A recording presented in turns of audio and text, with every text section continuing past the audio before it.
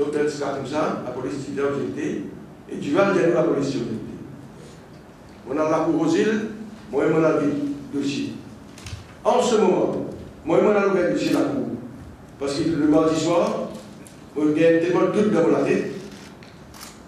Après, l'assurance qui va aller en voulant te montrer, tu comprends même que la police inobjectée et qui donc donne faire le travail correctement.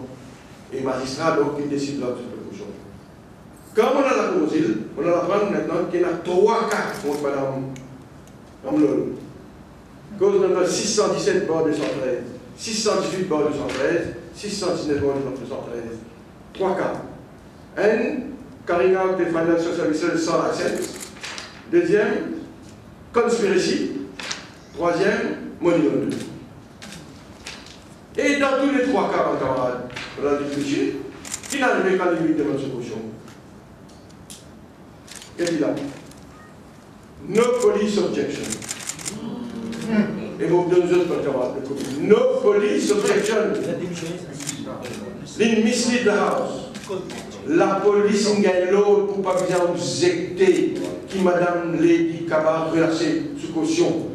La porte grand ouvert pour lui, Denis Campétrouse, pour ce police prosécuteur, il a dit no police objection. Allez, madame. De grâce, la porte ouverte pour. Premier case, no police objection. Quel deuxième case là? Conspiracy. No police objection. No police objection. Troisième case. No police objection. Et mon capable, de ça se fait intéresser. Donc la police n'a pas d'objecté. Pareil, comment la police n'a pas d'objecté dans le case monsieur et madame Bazer, dans lequel cas, quand on le connaît, qui est dans le frère du ministre qui a arrêté. La même case. Alors donc, madame Bazer, il est relâché. Il est aussi pareil, il est plus grave, il y a la privesse, embezzlement, il y a la privesse, une bridge là 500 000 roupies. En 2007, la privesse conviction accuse mais les paiements in cash in excess of 500 000 roupies. Money laundering, madame Bassier, il y a la conviction money laundering en 2007. En ce moment, il y a la case pending. Il est condamné, il veut faire l'appel là en ce moment, pour dire si je suis une chèque. Quelle sorte de contenu? Et vous l'avez madame, ça. Et quand il a arrivé là, il a bonne semaine. Quand il est là, il est refermé. Dans qui case, dans notre compagnie appelle et un vidéo. Et sa case là, depuis en novembre 2012, sa compagnie là, son nom, une cité dans une lettre anonyme qu'il a volé à la banque de Maurice, qui a fait signe. Qui la police est là, sa compagnie est là.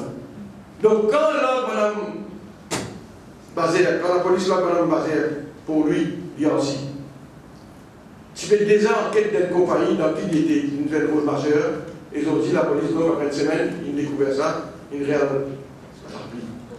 Et je le connais, mais il y a tout ça. Qui Mme Bazer qui demande une permission pour quitter le pays début de cette semaine-là.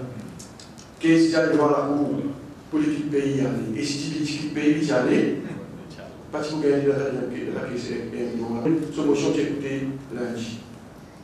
Alors, mais moi, on a envie de dire une autre affaire avant notre politique.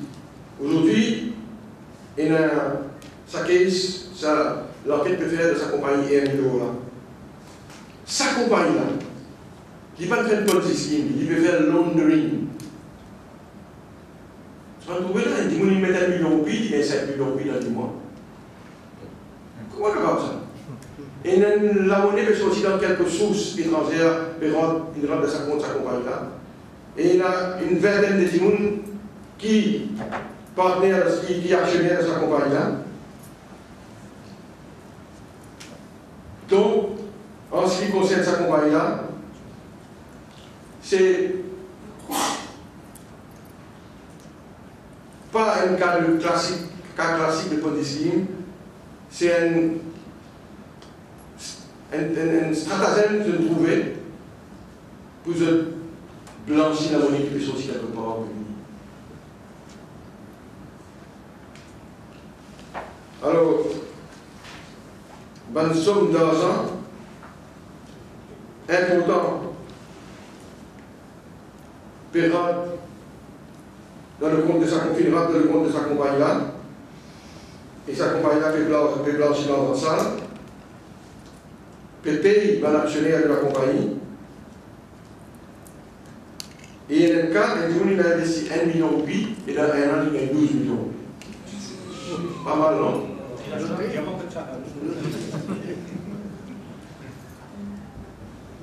Mais tout ça là, pour une fois, heureusement que le scandale est éclaté. Et malgré la prise de fer, nous toujours disons seulement que les autorités pas fini attaquent ça pour le temps et pas que la autant de dégâts causés dans le pays. Moi, j'ai envie de faire un point chez le Parlement. Je connais que dans la semaine passée, le speaker il va dans le ruling. Enfin, il n'est pas dans le ruling, mais il fait un statement plutôt. Le rôle de PPS dans l'Assemblée.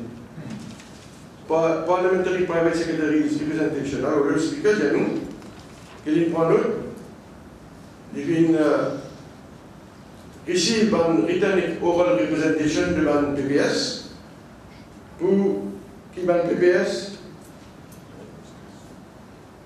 demande qu'ils aient droit pose pas de questions parlementaires.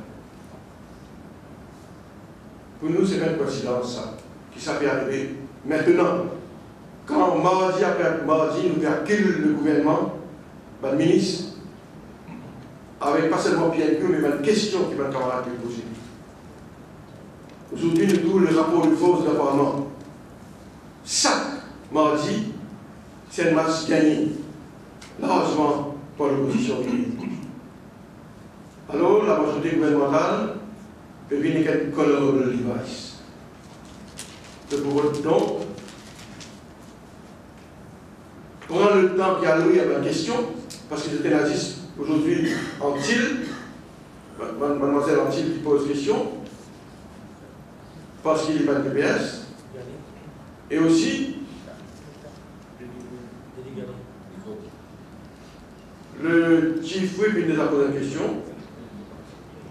avec donc oui, M. Amador il nous a posé une question, mais clairement, je n'êtes pas capable de mettre avec ça l'armée de Rottweiler qui me donne le coup. Ah oui? Alors donc le colonel de l'image.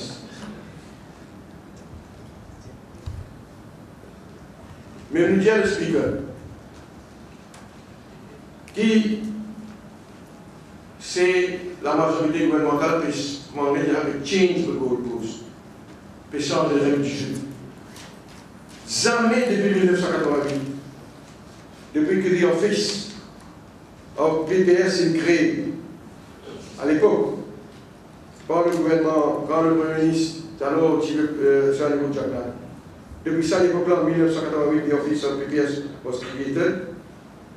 Jamais PPS n'a pas posé question. Parce que le PPS est l'autre rôle. Et le speaker, il donne le rôle du PPS, mais nous ne sommes pas d'accord, on est décrit ce rôle-là, soit disant que le PPS c'est juste un intermédiaire entre la population et l'exécutif, c'est pas vrai. Vous participez dans la décision, vous choisissez pour investir l'argent, vous choisissez qui va être priorité dans mon projet, vous choisissez un budget, quand vous mettez le budget, etc., pour aller dans le budget.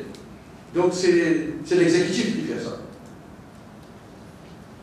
Le speaker, il cite nous l'Angleterre, quand le PPS quand même pose question, mais c'est pas en même temps, il dit qui, quand vous êtes nommé, donne sa permission-là. Dans le code, ministériel code, dit à eux, spell out, qu'ils ont le droit. Contrairement ici, à la lettre qu'ils ont gagnée avec le président. Il y a d'autres éléments de question aussi, dans notre rapport de. Alors tout ça là, on peut soulever la question publiquement aujourd'hui pour une dénonce, encore une fois, les abus de la majorité gouvernementale. Le fait qu'il y ait là, c'est un gouvernement qui a une pulsion antidémocratique, dictatoriale. Maintenant, donc, je peux violer la démocratie parlementaire. Nous, démocratie parlementaire. Parce qu'il y a une culture, il y a une tradition, il y a une convention qui, quand standing orders n'a pas réglé, nous retournons vers cette convention, cette pratique-là. Et dans nos pratiques, PPS n'a pas posé question parce que précisément, les autres font partie dans l'exécutif. Alors, nous n'avons pas d'accord avec ça. Et le speaker a envoyé la balle maintenant à l'exécutif, parce qu'il n'est pas direct de bien poser question. Ça, vous voyez, à ce matin, il va ne comprendre rien, il veut poser question. Il va ne comprendre parce que le speaker dit, I am of the opinion that this matter should be considered by the government of the team. Finalement, il renvoie la balle à l'exécutif de toute apparition. Mais déjà, nous devons voir l'exécutif, le gouvernement n'a pas vu que la démocratie parlementaire encore, parce que nous prenons la décision que nous prenons quand nous ne sommes pas d'accord si cette décision-là est une décision officielle ou bien formelle. Nous faire ce que nous voulons faire, parce qu'il n'est pas pour tolérer qu'on donne la violation de la démocratie parlementaire dans le pays aujourd'hui, quand le gouvernement est senti qu'il est en dehors au Parlement et quand il Parlement. Dernier amendé.